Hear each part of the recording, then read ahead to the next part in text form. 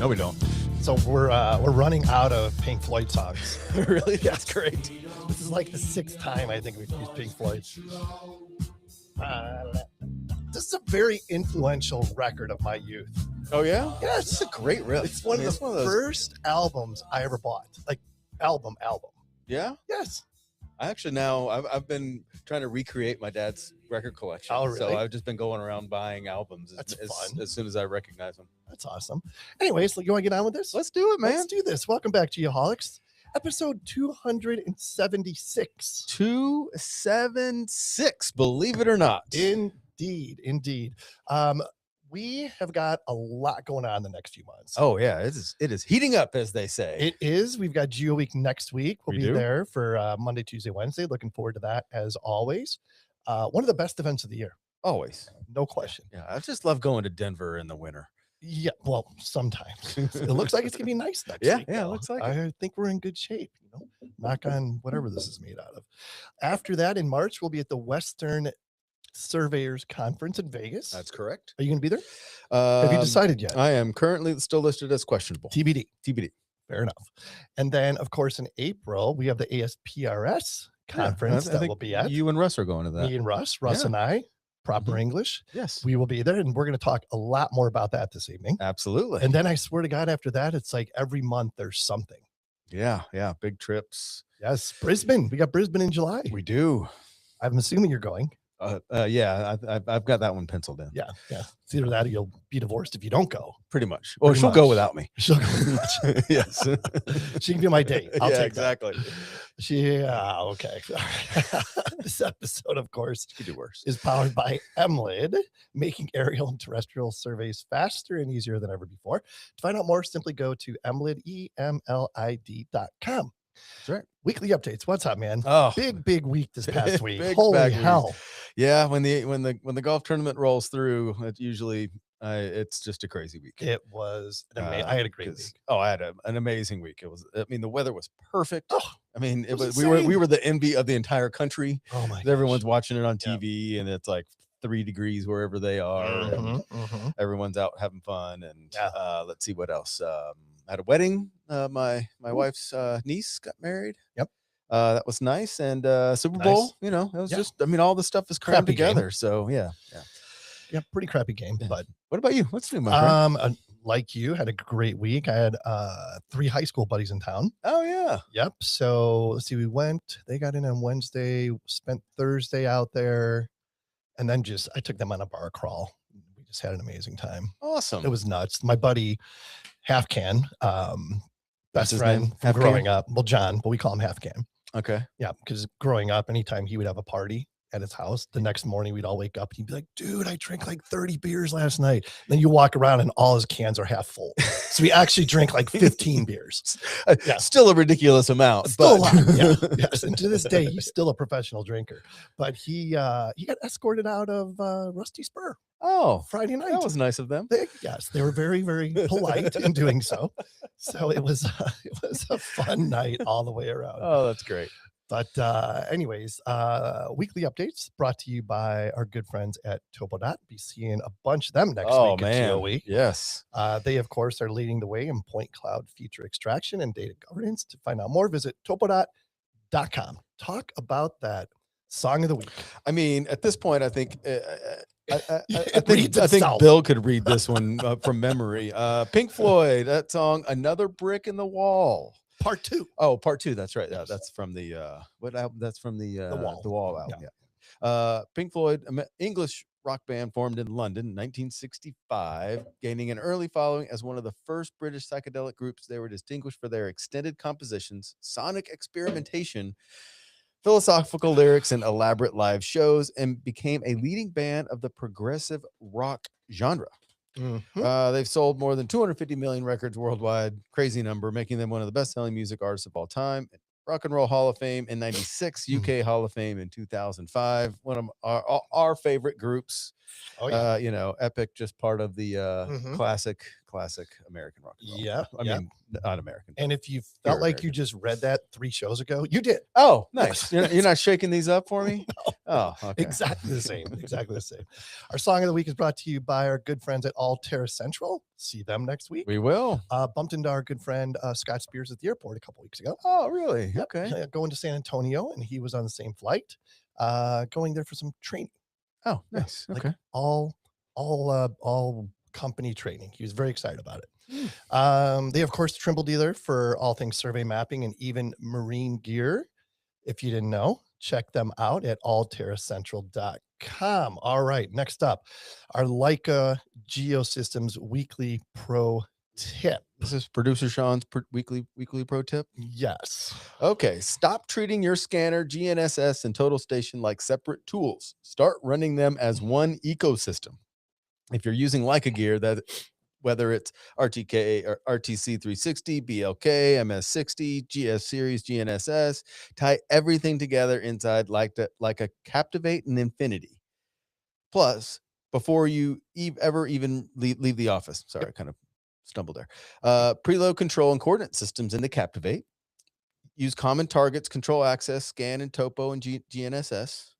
Process once in Infinity instead of 3 different software packages. That's very interesting. Yep. Eliminate re-registration and why doesn't this line up drama.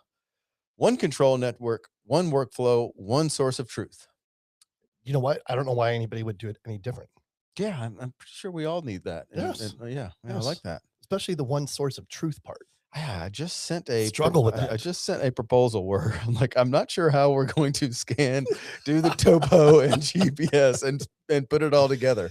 Oh, wow. I'm sure we'll figure that out at some point. And look at that. They have the go. solution for me already. There you go. To find out more, simply go to leica.geosystems.com. Dude, we're getting so good at this. I know. We are cooking. It's almost like we should do this all the time. It's almost like it's our 276th episode or something. Exactly. But let's get our guests in here already. I'm excited. Man, oh man, we did that in under 10 minutes, if you can believe that. I know. So we got a gaggle of people on this evening. A gaggle. This is the most guests in one episode I think we've ever had. Maybe early on we did like a round table or something with as many, but this is going to be a lot of fun. I'm excited. And we got a really big event coming up that we're going to be talking about in depth. And I'm going to let my good friend Bill Swope, who's been on the show a number of times. Yes. He's a legend, some might say. I would say. And he's not a rookie, so he is a professional. Never mind. Bill, real quick, name who you're with and your role at ASPRS. All right. So and your name. And my name. Okay. Hello, everybody. Bill Swope. I'm with Olson, based out of Lincoln, Nebraska, but I'm in the Plano, Texas office. For ASPRS right now, I think I'm the assistant director for the Sustaining Members Council. Just started doing that. I think that's what I'm doing, but you can maybe clarify for me.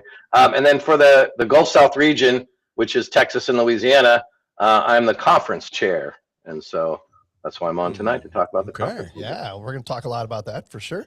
Unal, you want to go next? Sure. My name is Unal Opiai. I'm with Comp Family Houston office.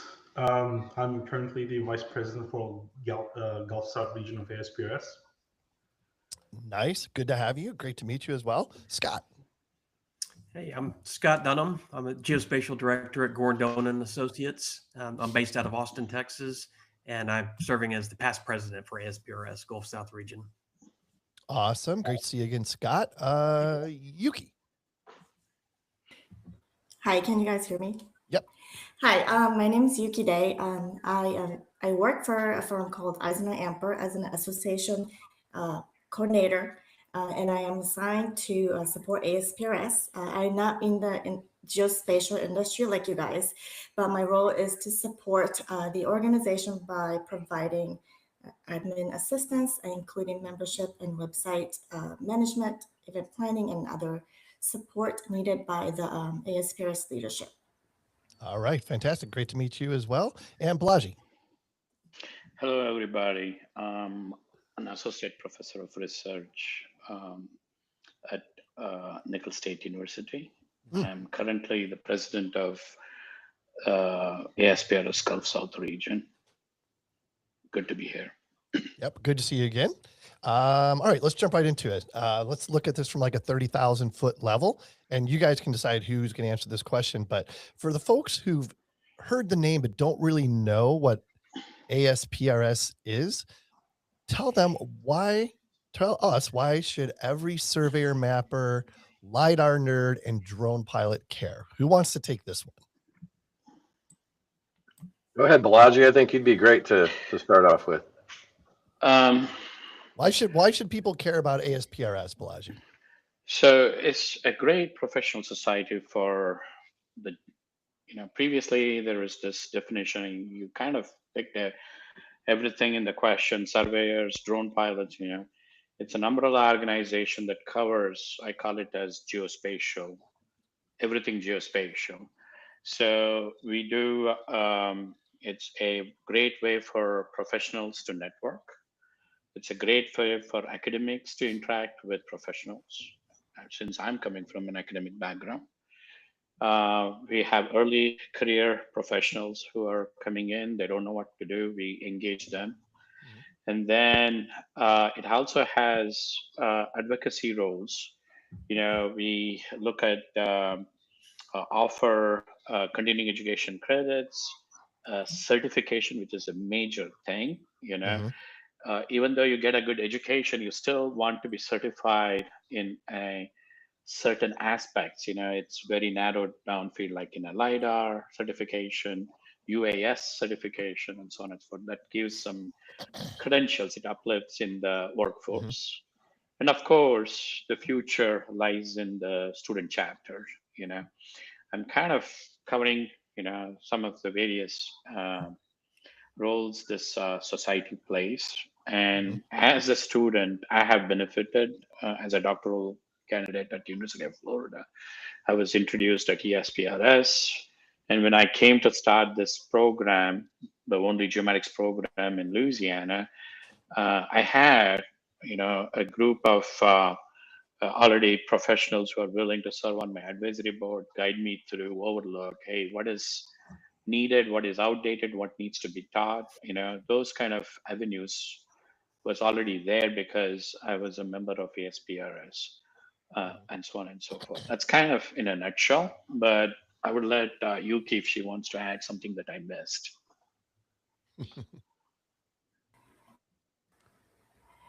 I know ASPRS sets standards, so we have a lot of smart people in the industry, and they get together and then they work on standards or a lot of important things in the industry.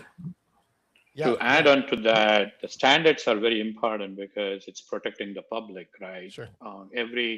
You may have heard, so many news coming out. Everybody is, they buy this $1,000 drone, and the next thing they know, they are surveyors. They're preparing products that they shouldn't be.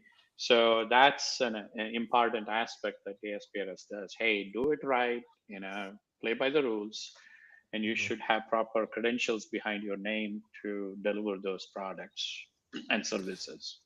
Yeah, I'm glad you mentioned the credentials. Let's talk about that just a little bit more. There's the CP, CMS, CMT.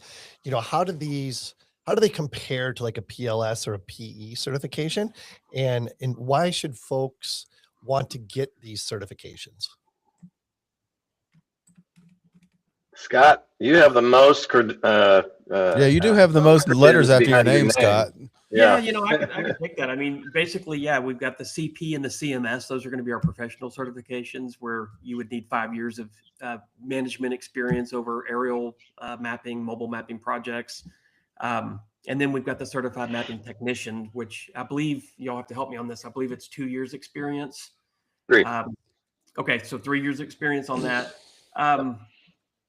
Yeah, that's pretty much it in a nutshell. Just the, but it's good. Any of the mapping projects that we do, like for TxDOT, we've got to have a CP to be able to sign off on that mapping. So definitely important to have the certifications. And when you say manage the mapping projects, I mean, is that as simple as just hiring something? I mean, getting a project and completing. I mean, like, how much direct experience do you need in that 5 years?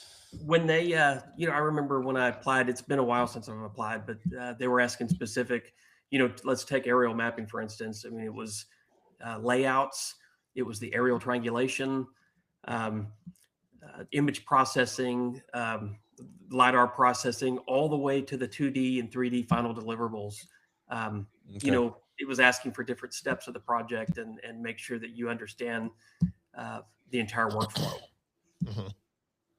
Now, ASPRS, you guys don't touch on anything like boundary related when it comes to survey, right? This is more about the mapping portion of it. Yes, correct. It's the mapping portion. Yeah, gotcha. And if you're a young survey tech or drone pilot listening to this, why would you tell them that getting these certifications is important to their career? Well, I tell you, I'll use me as an example. I would not have the job that I have now and the previous jobs, and being able to get into management. I started out as a stereo compiler, actually drawing the maps, and really the career didn't take off until I got my ASPRS CP, the Certified Photogrammetry certificate, and that it allowed me to get into management and ultimately, gave me the ability to speak with our clients about the entire workflow and process of ground-based and airborne mapping. So I'm excited that I got it. And now, I'm working with ASPRS to try to pay back for where it's helped place me in my career. Wow. Well said. Yeah. And in places like Texas specifically, TxDOT has what they call pre-certification. And so you have to have somebody within your firm that's pre-certified to work on certain types of projects. And one of those pre-certifications is for 15.3.1, which is for aerial mapping and surveying is what they call it. But the only qualification that gets you even in the door with being able to send in your experience for that is being an ASPRS certified photogrammetrist, the CP itself. Okay. For the LiDAR certification, pre-certs with TxDOT, you can be an RPLS or have the CMS and LiDAR too. And so then there's other states that have some of those things that adds value to the reason that you want to get that, because you're going to get a job with somebody. At Olson, for example, I am the only ASPRS certified photogrammetrist, or anybody that's even certified through ASPRS out of a 2,600 person company. So I'm adding a little bit of value just by being there, and I'd like to get some more people certified as well. Yeah, no question. So it is a nationally recognized, or these certifications are nationally recognized, correct? Yes. It's nationally recognized, but like in the case of TxDOT, that's state specific for Texas itself. But overall, yeah, this is a national certification. Gotcha. So the thing is, going back to your original question, it's also state dependent. For example, in Virginia, it's part of the professional line surveyor's license, the certified photogrammetrist. Florida, it's PSM, it's not PLS over there, professional surveyor and mapping. Gotcha. And I'm on a work group with NCWES, who overlooks all the licenses. Yep. There is a geospatial option that is coming out that's being endorsed by ASPRS. So right now, the way it stands, certification is the way to go. And it adds credentials, like I said before, and more and more agencies are requiring. So when they send out requests for qualification, requests for proposals for contracts, they expect to have so many certified professionals and professional licensees working on the project. So it's becoming like a prerequisite to be competitive. Oh, wow. Yeah. So there's some I think Yunal raised his hand there. He wants to say something. Yeah, go ahead, sure. Yunal. Yeah, well, certification does help with the professional job and the projects you can score with the company. But if you look at that from like as you said, 30,000 feet, the overarching goal of certification should be defined as like promoting the responsible application of remote sensing and photogrammetry in the industry. It's pretty much the way I see it is pretty much like you may know how to operate a car, does not make you a driver. You have to have a driving license to responsibly drive that car or whatever the vehicle you have. Same thing here, especially with the new technology. It's becoming easier and easier for its face value. I mean, everyone can, like Bill just told us, everyone can purchase a drone and start collecting images. If they have enough budget, they have LiDAR sensors, start collecting data. Does not necessarily mean that they know what they are doing. And so the products they will deliver will affect the public at the end of the day. Certification will kind of like prevent this to happen. So if you do it, you need to know it. Right. It's kind of like Tesla having the autopilot feature now.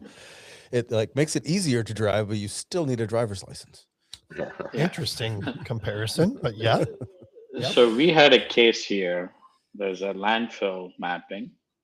So it was always a surveying and mapping company used to do it. But now every person is a drone specialist, right? So they went and bought a $2,000 DJI drone and came up with only 3-foot error in elevation in the landfill, because they still have to be in compliance reporting accurately. Sure. So that kind of ties back to doing, public, safety of public, right? Whatever product that we put in. Right. Whether it's an elevation or an area that we're going to deliver, it has to make sense. It should be right and accurate to the best possible. So having the certification kind of elevates the profession as well. Yeah, no question. And on that, do you have some? Oh yeah, I was gonna make a silly joke. Good. Like on that certification, they now include whether you can tell the difference between a drone and a Mylar balloon? Is that now added to the curriculum? I don't know about that. Too soon? Too soon. Too soon. Jesus. Yuki, you brought up earlier accuracy standards. I want to circle back on that just a little bit and talk about just a little bit more detail about the accuracy standards that ASPRS puts out, and who or what type of mapping they apply to. I'm gonna give the baton to Bill. Maybe he can answer that better than I can. Yeah. So Yuki, we brought on for a very specific reason tonight, Kent, to kind of talk more about the conference and what she contributes to that. Cool. But she does have to deal a lot with the people that are applying for certification and direct them in the right places to go. Give me the question again real quick. Just go into detail a little bit more about the accuracy standards, the ASPRS accuracy standards. Yeah. And who is held to these standards, and are they enforceable? Good question. So ASPRS came out with the new standards that they have. I can give you the full name. I don't have them right in front of me for digital geospatial data. Unal, Balaji, and Scott will probably all correct me on that. But anyway, the new standards that came out, 2024 is the year that we refer to those standards. And what those standards are designed to do is to help people understand the relationship between the legacy standards that they're updating, number one, and how those new standards will relate to what we do in trying to find, accuracies, establish proficiencies for the processes that we have, doing computations for accuracy reports. What we do, we work closely with land surveyors. In most cases, we're going to be getting ground control from land surveyors that we're going to be incorporating into our final projects. Digital terrain model is one of those where we want a bare earth surface model, for example. And so you need to have a certain degree of skill and expertise to do this, to work with the whole land surveying industry. We're not doing boundary. There's not a lot of topo standards that states have defined in the same way that relate to laws like land surveying boundary laws do, but some states are going that way. And so there's a level of expertise that you need to have to become certified, and a level of education that you need to have to become certified. And that's where that stuff becomes important. That's where the standards relate to all of this is, again, I'm new to my company. I just joined them in July. And I don't think anybody had really gone in depth into the ASPRS standards because they were so new, or kind of a lot of detail and complexity to it. And that involves time, and a lot of times we're busy with projects, and so we don't get that time to go through things like that. So it's important to have somebody that does understand that and can relate that to your company in a way that they can get that to all the staff and detail why it's valuable to you all. So to add to that, when my students come and ask me, why is this important, right? Accuracy standards, after all, going through the coursework, I tell, like in layman terms, there is a bucket of salt, there is a pinch of salt, and there is a grain of salt. So accuracy could mean, different levels of accuracy. So depending upon what project and requirements and deliverables that you're providing, you should match those in simplistic terms. Yeah. So that when somebody gives that terrain model or a topo derived out of imagery, it meets that specific tolerances, if you will. It could be a control survey can be derived out of a imagery, but it could be like a grain of salt. But Sure. It could be a map that could be derived for planning purposes, more like a bucket of, hey, what is out there? And then more like day-to-day practices, that could be a little bit higher accuracy. And for every standards, you have to spend that much extra data collection that is directly related to cost and productivity in the field. So Yes. following up on that a little bit on what Bill and Balaji said, going back to your question, is it enforceable? Legally speaking, it's not like the standards of surveyor. Unfortunately, that's why it was kind of advertised and probably published the way it's like geospatial accuracy guidelines as standard. And what we're trying to do is we try to make it more kind of like widespread and acceptable from the client side. Typically, it's the client that dictates, say, I want this level of accuracy, or they would code like, I want like ASPRS standard. This product should meet ASPRS standards. But from like a legal perspective, it's not like surveying. It's not like enforceable as in like a category 1 survey from like say PSPS.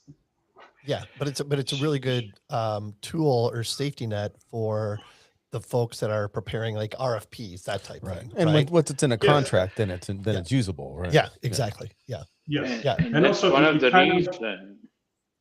Go ahead, Balaji.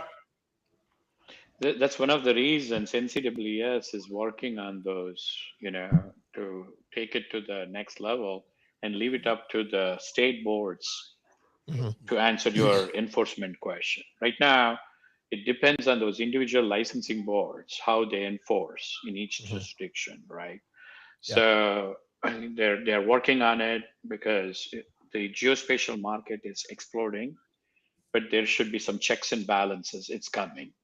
It's not there yet, like said. Sure. But having the certification, following these standards, you're safeguarded. That the guidelines are provided. If you follow it, it's good for your company and for the public. Yeah. No, that's great. Balaji, I'm gonna put you on the spot real quick. So, what is the difference, in your opinion, between accuracy and precision? Wow. So, do you want a long answer? My measurement science answer? Or? No, keep it short, Balaji. We got a lot of people to talk here tonight, so keep it short. So if you hit the bullseye, 10 out of 10, that's accuracy. Okay.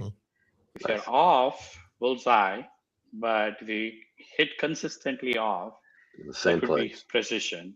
But if you hit the bullseye all the time, it's accurate and precise. And good. I can give an elongated explanation. Like No, that's pretty good. No, I mean, that's that's good. essentially like a dart analogy, right? You know? Yeah. That's the one I remember. Yeah. And it's an easy way to explain it because that is a question that people ask all the time. I bet, well, both of you guys probably get that all the time as well as surveyors. Sure. But yeah. there's another option that is you cannot be precise, but the data could be accurate. That's pure luck. Right. Isn't that a blunder? Isn't that a blunder? No, it's like it's Exactly. spread out. When it averages, it goes to bullseye. Yeah. Right. Yeah. No, that's really good So stuff. it's random, and that's why I said you should be lucky. Sure. Yeah. No, that makes really good sense. And I like the picture that you painted there. Makes it easier to understand. Yeah, that's one I always remember, the two dartboards. The two dartboards. Yeah. Yeah. All right. Well, let's talk about this conference coming up. Bill, I'm going to let you start, just kind of like maybe from 30,000 feet. Just talk a little bit about the conference, where it is, the timing, and then we'll get into a little bit more detail. Yeah. So this is the 5th conference that we had. So the region got incorporated in 2021. We had a couple of online only conferences because we had COVID, right, and all that. That was fun. But we wanted to get out and have in person only. We're actually considering having a little bit of virtual. We may have a keynote speaker this year that's going to come in virtual if we can get that all worked out. And then maybe look at options for that. But right now it's in person because we want to get people together. It's going to be April 8th through 10th in Thibodaux, Louisiana. So it's about an hour southwest of New Orleans. We have our conference purposely from Wednesday through Friday, so that when you're done, go take your significant other or go with your buddies or whomever and go have fun in New Orleans. Last year we were in Austin at the University of Texas, and we were there right at the end of South by Southwest. So that last weekend, folks could go down and enjoy the South by Southwest Music Festival, and I guess it's all Media Festival, whatever it is now.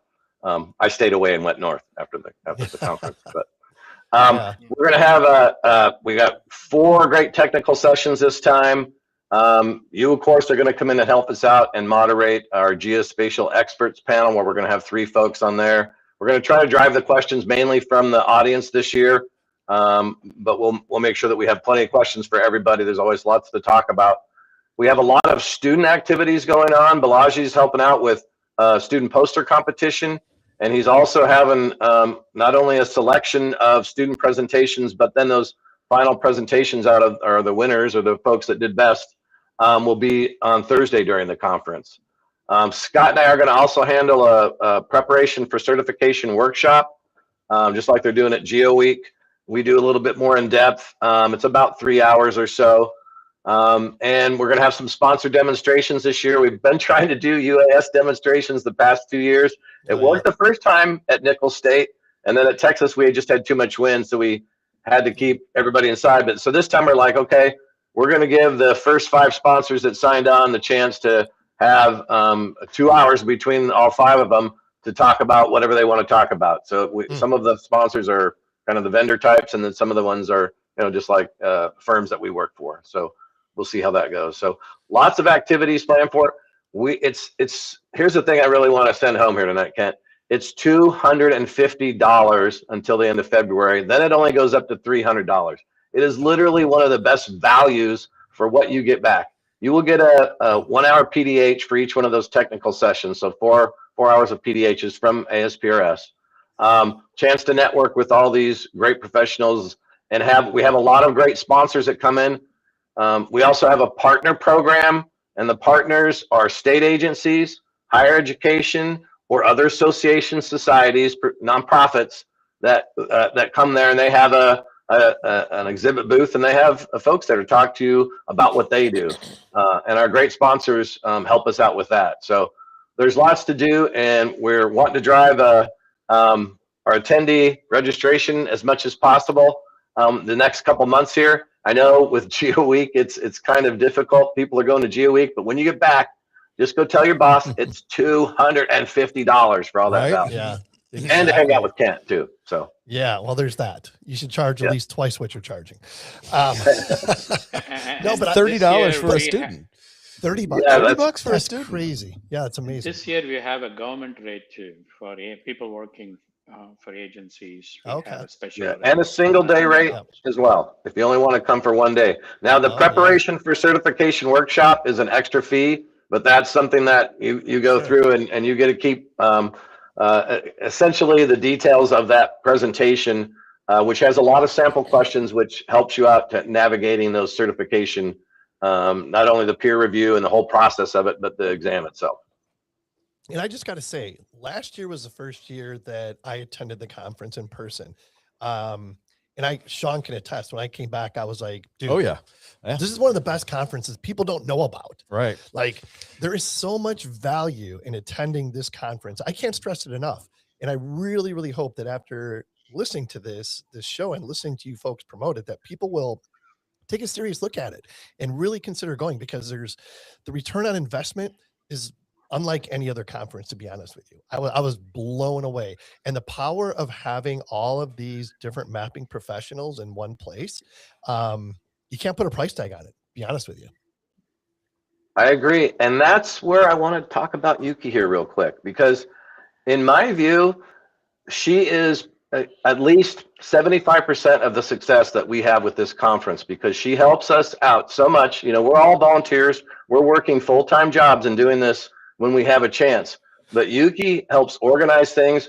The graphics that she's just designed for us that we're going to start launching. I put one up on LinkedIn tonight. I tagged the Geoholics page with it. It's about the Geoholics being a partner of the conference. And so I really wanted to bring her on to give a shout out to how important it is to have that back end support that we get from ASPRS. Karen Schuckman, the executive director, is giving a session this year on accuracy reporting based off the new standards, which is a session that's probably worth $250 in and of itself. Yep. So another great reason to come. But I just wanted to give Yuki a shout out and have her be on here to get a little bit of the recognition that she so badly deserves. Yeah.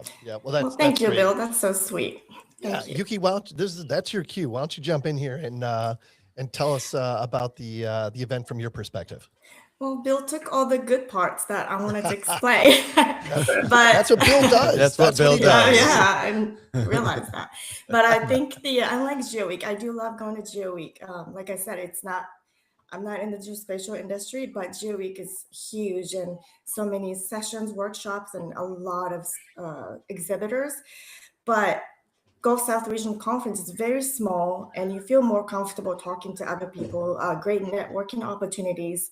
And then also, Bill didn't mention this, but the catering service at Nichols State is amazing. So the food, it's food course, meal. It's not like you go get, I don't know, $10 meal for each attendee, but it's really, really good. That is all included in the registration fee with drinks. So something that Bill missed, but I think that's a great part of the Gulf South Region Conference. Yeah. Well, the food must be absolutely amazing then, because the food last year in Austin was incredible. So it was. If it's better than that, I can only imagine. I mean, you got to start with what's important, and if you have good food, yes, you know, yes, have exactly. good food and some good experts, everything else kind of figures out itself, right? Yep. And we try to keep these at the student chapters that we have. Nichols State was the first student chapter that we had as a region. And so Balaji is responsible for a lot of the stuff that's going on. He's going to have, I think that Balaji said the president of the university is going to come and say a few things. And, you know, I'm going to give him some chance to talk about the new coastal center that they have there that we're hoping to be able to get some of our sessions in, but if not, we'll be able to get back there at one point in the future. Yeah. So you met a bunch of students last year, Ken. Oh, yeah. You missed the one at Nichols, the very first time we had the face-to-face. I'm counting this time you're going to be there. You're going to enjoy, to Yuki's point, the authentic Cajun food at Nichols State. Nice. Sean might come after that. Now you're talking me into it. Yeah. It's a small, beautiful campus, and the geomatics program is the best kept secret south of I-10. In addition to that, we have a new coastal center, which we should have had a ribbon cutting by now. Unfortunately, you know, we had back-to-back hurricanes that passed right through the campus, so it was kind of delayed. But we are really proud of this new coastal center. So we're still trying to see if we can have this at the coastal center, but at least there will be a tour of the facility, because we have the governor's coastal office is being built on the second floor still. So we would really love to, expose the professionals to this state-of-the-art new facility on campus. But we'll still have other facilities. That's where as a backup. One other thing, like going back, you did a great job in interviewing our students. This year we have 14 graduates competing in the graduate section for oral presentation. So we have a few early presentations on Wednesday, followed by the presentation on Thursday that Bill was mentioning. And we also have 4 undergraduates presenting their poster. And we're going to invite practicing professionals if they want to put posters as well. Okay. So we anticipate at least to double the student registration this year, hopefully. And I mean, based on the acceptance of abstracts, they are the future, they are the pipeline. So I keep getting this request, hey, how many of you are going to graduate this year? We would like to hire some. So we are providing students from across, it's not just the Gulf South region. People from Alabama, Florida have applied and have agreed to come for this conference. So we are putting students right next to the practitioners and our partners so that they can, hire for internships or for future gainful employment. Good. Sounds awesome.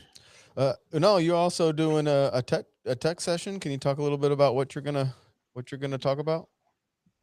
Sure. Yeah. I was kind of debating actually in the beginning if it's going to be terrestrial scanning or something photogrammetry related. Actually, Bill kind of convinced me to be like photogrammetry.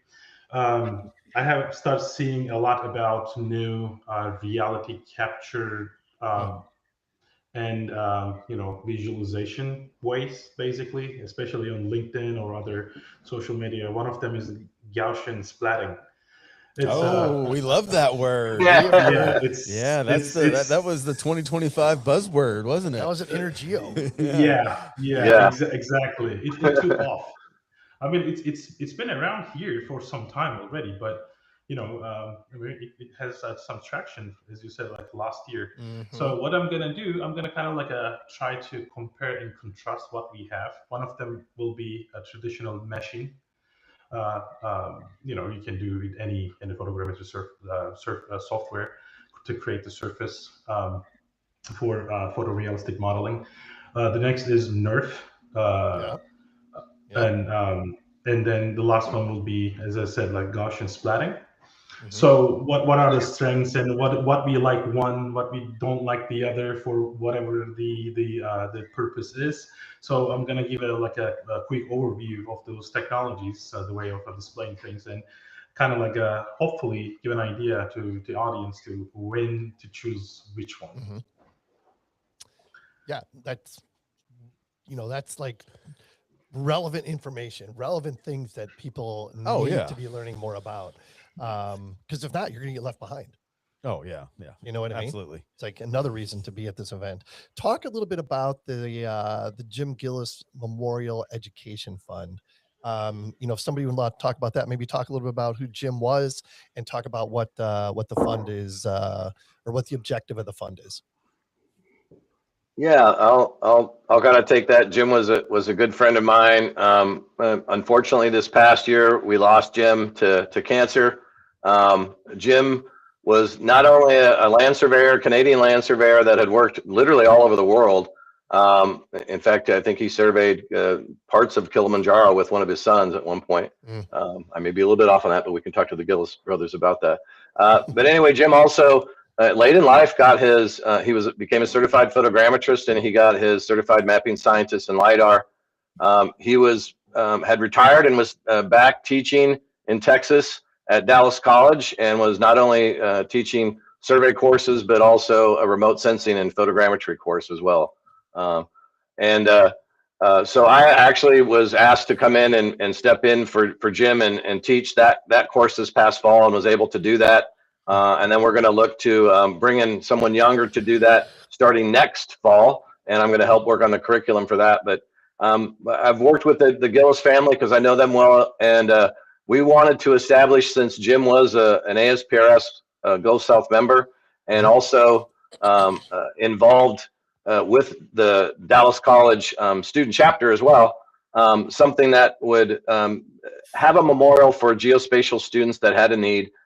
We didn't want to do a scholarship necessarily because there's a lot of tax implications and complexities with that. So we're going to have an education fund.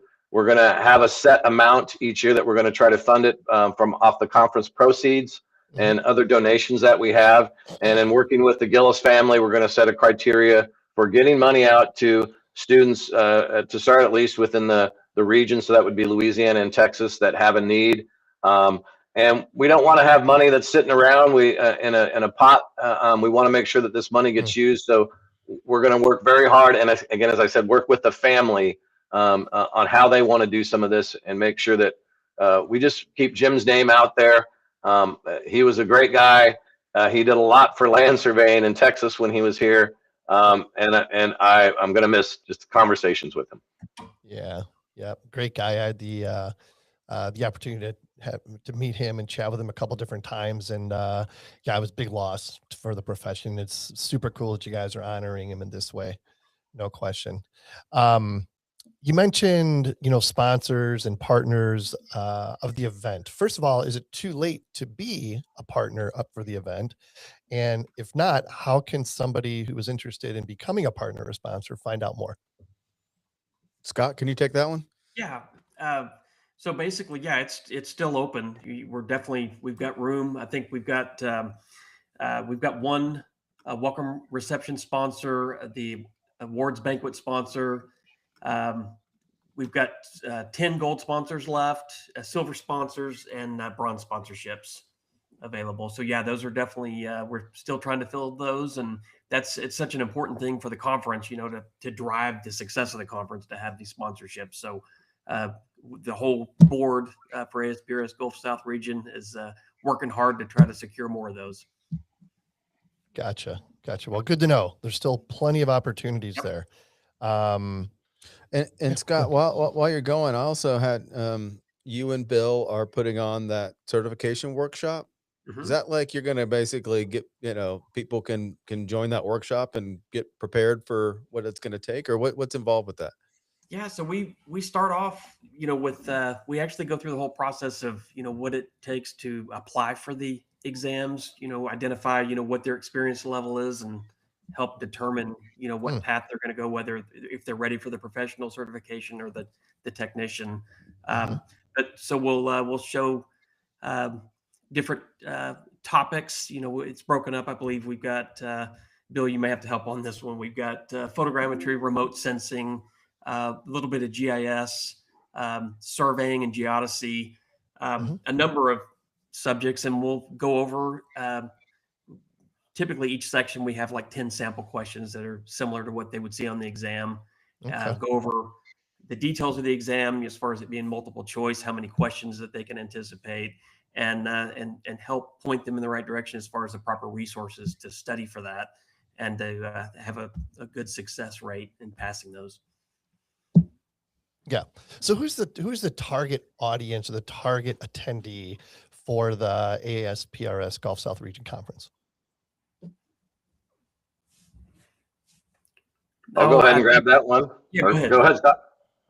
Well, I was just thinking, it's anyone in the geospatial profession, surveyors. We're seeing more surveyors with drones, students, just anyone working in the geospatial industry. But Bill, you want to take that?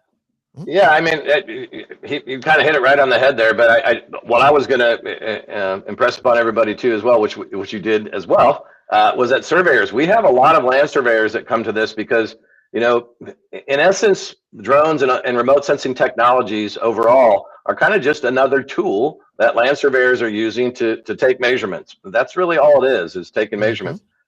I like to think of drones more as assets than just tools, because then the pilots and everybody takes care of them better. However, I'll go with tool as far as what you need for a project in determining that kind of thing. So, but we also like to bring students in, and we're really pushing hard on getting students in. Another thing with the whole certification program is we're trying to establish an education committee that we're working on right now within the region. It's one of the regions that I was so interested in having Unal become part of the board, and Balaji as well. We want to have people that are in higher education and have those high-level credentials like a PhD in what we do, as well as certified professionals. But I think it's important to get better resources for the students that are looking for this. There's no set curriculum in many cases that people are learning remote sensing technologies off from. ASPRS's philosophy over the years has been that the employers are going to supply that to them, or they're just going to get it from someplace else. So sometimes it can be hard even to identify the best resource for them to use as far as a book. And so we'd like to get together and bring not only the certified professionals together, but also higher educational professionals who know how to teach. And believe me, I got a lot of that when I was trying to teach at Dallas College last fall, a feel of how important that is. Bring those two professional sectors together so that we can provide better resources, work with the certification committee at the national level with ASPRS to invigorate the questions that we have on the exam and that entire process of how we do it, so that it remains a valuable asset for people and for people that want to work in geospatial or remote sensing. Yeah. Are you going, Sean? No, go ahead. Are you still going? What's that? Are you going to the event? He's talking me They're into talking it. you into it, aren't they? Yeah, of course. I know you're just an engineer, but you would enjoy this event. Trust me. Yeah, just a lowly The food civil alone engineer. is going to be amazing. I know. Such a great value. Such a great value. No doubt about it. Pays for itself. Yeah. It does pay for itself. And too, Kent, well, another thing that we really try to do is, you talk about sponsors, and one of your great sponsors is Topodot. They've been with us now. This is their second year. We're already looking at 2027 for one thing, and I'll get to that in just a second. But the sponsors, we give a lot of our break time, and our breaks are a little bit longer than usual at other conferences. We do 30 minutes to 45 minutes to an hour sometimes to give folks time to go and talk with those sponsors, and so that the sponsors get value out of it. Their people are being very generous with their time and money and support for our region. And we have a lot of sponsors like Frontier Precision Unmanned, which has been with us for 5 years as a sponsor at the gold level, which is incredible. So we want to make sure that we give them lots of time and then provide folks like Louisiana Department of Transportation. Division is going to be there with a booth as one of our partners this year, so that folks have a reason to come and talk with the public agencies, federal agencies and state agencies that they are involved with and that they do work with. So that they can build relationships with those people as well. So we try to have a lot of networking opportunities, and we want to make sure people come in for Wednesday night because we have a welcome reception where, again, as Yuki expanded upon in Balaji, everything is paid for food-wise and beverage-wise, and then we even give you a couple of alcoholic beverages, drink tickets as well. We're trying to work on some entertainment that's not too loud, so we might just have some music in the background or let Balaji launch into some kind of a geography game of some sort, which he's really good at. Yes. But we like to have fun and make it, something that everybody can network and get to establish those relationships with not only the other attendees, but the sponsors who are so important to the whole thing. Yeah. And I'm glad you mentioned that, Bill, because I don't think you can oversell it, to be honest with you. The networking opportunities at this event are second to none, to be honest with you. You guys did such a good job last year. And I was this is like the conference that people aren't aware of that they need to be going to. Right. Yeah. That's what you said when you came back last year. Oh yeah. I was blown away. And it's like becoming a who's who when it comes to sponsors and partners. It's becoming a who's who of the geospatial industry. So you guys are doing an absolutely phenomenal job. What else did we miss about the conference there, Yuki? Sorry, I'm sorry, what's up? I said, what else did we miss? Or what haven't we mentioned about the conference? I know you got all kinds of stuff you're getting ready for. Yes, we do. Let me think about it. I think I'll throw in there for Yuki. She's about to head off to Geo Week, and she does the same thing for Geo Week that she does for the Gulf South region. So I've been trying not to bug her too much lately, but I'm sure she's got a lot on her plate right now. Yeah. Yeah, my head is spinning. But like Bill said, all the great presenters, knowledgeable people, a lot of people will be there. I think it's about 100 attendees, Bill. So Yep. I think Hopefully it's a more. great size. Hopefully more, a great size. And then, like Bill said, New Orleans is about an hour away. So you get to learn before going out to New Orleans and have fun. Yeah, definitely. Did you have something else? Great plan. On the last conference in Thibodeau, I guess a couple of years ago, I was able to team with a engineer that was there and ended up getting a pretty good sized aerial mapping project. So I can test the networking is amazing at this conference. Yeah, for sure. Go ahead, no. Let me add a few things. It's a small, beautiful campus. We're not going to charge you parking. Okay. And we have already identified, we have an Holiday Inn, Days Inn, Hampton Inn, and local flavor, Carmel Inn, there's place to stay at a reasonable cost. Great food. Above all, this year, Geoholics is going to be there. There's going to be a better reason to attend this conference. See right there. You already get a couple more attendees. There you go. Make sure that I'm talking to the viewers, you need to come and meet Ken in person, Well, you also get some of Kent's groupies that'll come along too. This year, I'll make sure they keep their tops on. Oh, okay, good. Yes. Yeah, because most of them are fat old men. All right, Unal, you had something to say. What you got? Yes. So I was going to say what I like about this this conference.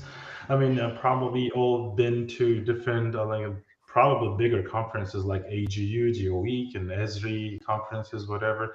My problem with those conferences is you have to sacrifice one for the other. So either you're losing sessions, you're losing time for networking and stuff like that. The way we try to do here is kind of a concise, 2 days, nothing overlapping. You have, as Bill said, you have more than enough time probably to network. Sessions are not overlapping, so you can have all the sessions and get your PDHs and everything. And it's a little more genuine in my mind. You're not trying to cram everything into tight schedule and stuff like that. And especially in Thibodeau, it will be a relaxed environment and enjoyable for everyone. Yeah. I mean, this event is the epitome of adding value and making friends. I believe it. Yeah. Yep. No question. All right. Before we let you guys get out of here, we need someone to come up with the best elevator speech for someone on the fence, telling them why they're going to regret missing this if they don't attend. Who wants that one? We will be talking about Gaussian splatting. There we go. That's it. In itself. Yeah. I got to say, when I saw that was part of his abstract or the information for his session, man, I went right for that when I put it up on LinkedIn. And I mentioned that Gaussian splatting right away. Yeah. That's going to be a big one for sure. Yeah. Anybody else want to plug in here? Why someone who doesn't attend is going to regret not being there? Well, my favorite thing is the geospatial experts panel, and that would be my reason that someone can't miss it for that. That's always a fun thing. I'm a little partial to that one as well. Yeah, you might be a little partial. Oh my gosh. All right. Anything else? What about? I got one last question. Yeah. What do you think the future of this? Where do you think it's going? I mean, you said it's relatively young. This is the second in person. What's the where do you think this is going? It seems like you guys have a lot of momentum, right? That's perfect. So I just started talking with an organization in Texas called Texas UESI, part of ASCE. Oh, yeah. Yep. They're interested in having a co-conference with us. I guess that's the term for it. I'm not really sure. We're already talking to Dallas College as well about having it at Dallas College at the Brookhaven campus, which is, I think it's Addison or Carrollton. I'm not sure which town. It's right on the border there. So it's kind of centrally located in the Dallas area. We go back and forth between Louisiana and Texas each year since we just have two states in the region. And we haven't had one in Dallas. And then, Unal's down in the Houston area. So that will be something that we're looking at. But for 2027, We haven't agreed to everything yet, but with my initial meetings with the folks, I'm pretty sure this is a direction that we're going to take. They were at Texas A&M Corpus Christi, and they will be having their conference here coming up in May this year, just after hours, or maybe it's March. I'm sorry, but it would be a good one to go to, and they get traditionally about 200 folks. So if we can combine some of our folks, and there's not too much overlap there, this could turn into something a little bit bigger, about 300, and bring in more of those utility engineering and surveying folks too, because I think it's related. Oh, yeah, absolutely. No, I think it's like the perfect natural partnership. And Unal, you could probably, expand on that, working for, a astute company yourself. That makes perfect sense. Whose genius idea was that? I think it came from them, but I can speak for their. I can speak for their interest in surveying. So USSI has actually expressed interest to have a little bit more presence from the a survey world, or survey world in general, including geospatial and remote sensing as well. So as a matter of fact, I will be hopefully speaking in their conference this year too, getting some common ground, finding some common ground between SU and survey. How can we benefit from one another more efficiently, especially with the new evolving technology and all. Bringing two conferences together will hopefully benefit both worlds. We will learn about what they have, what they do. We can possibly offer more solutions to their pain points, and they can learn more about what we do. I think for the long run, it's going to be beneficial to bring multiple entities together like this. In the few that I've been to, we've been to a couple like that, where it's kind of two organizations, and I always get a lot out of it, because it's just you don't know what you don't know. I think it's a great idea, and you don't know the pain points, and one group's pain point can be something that another group does really well, and that's where really great collaborations happen. No doubt about it. No doubt about it. Well, again, I can't speak highly enough about my experience last year at this event, and I'm so looking forward to attending again here in just a short couple months. If someone's interested, how do they find out more, or get in touch with somebody, or get some information to register? Well, that's a great question. We do have a community page that we push people to. It's an awful long URL. I've tried to shorten it as much as I can, but what we did last year, and Kent and I, we already talked about this a little bit. We're going to get the information to you to get up on your website, to just make this easy for the Geoholics folks, where you can have information and a link that will take you directly to register for the conference. And I would imagine we're probably going to offer a little bit of a discount for the folks that register that way as well, even on top of the early bird pricing that we still have going through the end of this month. Again, $250. I mean, all you have to do, you just say it's a discounted rate of $250, Geoholics special, and people will just flock to it. I'm telling you. Yes, they would. That's awesome. Oh, this is great. Somebody, you do have it. I mean, maybe you can grab that URL up there, Kent, and put it in the chat on I know you guys do this on YouTube too. That will help out. Yeah, I'll do it right now. Yeah, we'll do that, and then we'll, of course, obviously, we'll blast it out on all our social media platforms. But other than that, any last words before we let you guys go? This has been a great conversation. I love the energy, and like I said, I am so looking forward to April. Can I ask my last question? I'm going to pick out somebody. You are? Yeah. All right, go for it. All right. I'm going to put Balaji on the spot. Balaji, we have one question we ask everybody. You're up. Do you have a mantra that you live by? A mantra, okay. I've never seen Balaji squirm before. We stumped him. He's squirming. So, do the best you can. As an academician, I go every day to meet the students in the class. There is one who always motivates to come back, right? So everybody has something to give that we can observe. Even at this age, I don't know. I'm learning a lot of process. So do the best you can and observe from other people, that we don't know, and we accept what they have to bring to the table. Does it make sense? I love it. Balaji comes through. That's Yeah, great. of course he does. He's Balaji. Of course he does. All right, guys. Well, listen, thank you so much for your time. This has been a great conversation. As I can't express enough, I am very excited about this year's version of the ASPRS Gulf South Region Conference. Absolutely. I think it's going to triple in size in the next 5 years. Yeah. No doubt about it. No doubt about it. All right. Well, what do you think, Sean? You ready to get the flock out of here? Yeah, Is sure. it dinner time? We need to grab some dinner. I think so. All right. Well, thank you guys. It was great to meet you. The folks I haven't met before. I can't wait to see everybody in April. Sounds good. Adding value, making friends. Oh, we made it. Check We made the a lot box, more made a tonight. couple new friends, added tons of value. If anyone would like to be a guest on a future show, shoot us an email at info@thegeoholics.com. We are, I think our next available date is towards the end of March. Yep. Somewhere around there. So shoot us an email. Love to have you on the show. Huge thanks to our friends of the program for 2026. We couldn't do this without them, of course. Pink Floyd. We'll be seeing most of them at GeoWeek next week. We will, and Or we will Monday, come. I should say. We will come bearing gifts. We will. Yep. Yes. Another Brick in the Wall, part 2, available everywhere. Until next time, everyone, do the best you can and absorb from those around you. Wisdom. That's called wisdom, right there. I'm taking that with me. Wisdom. All right. And most importantly, as always, be safe and healthy. It's crazy out there. It is.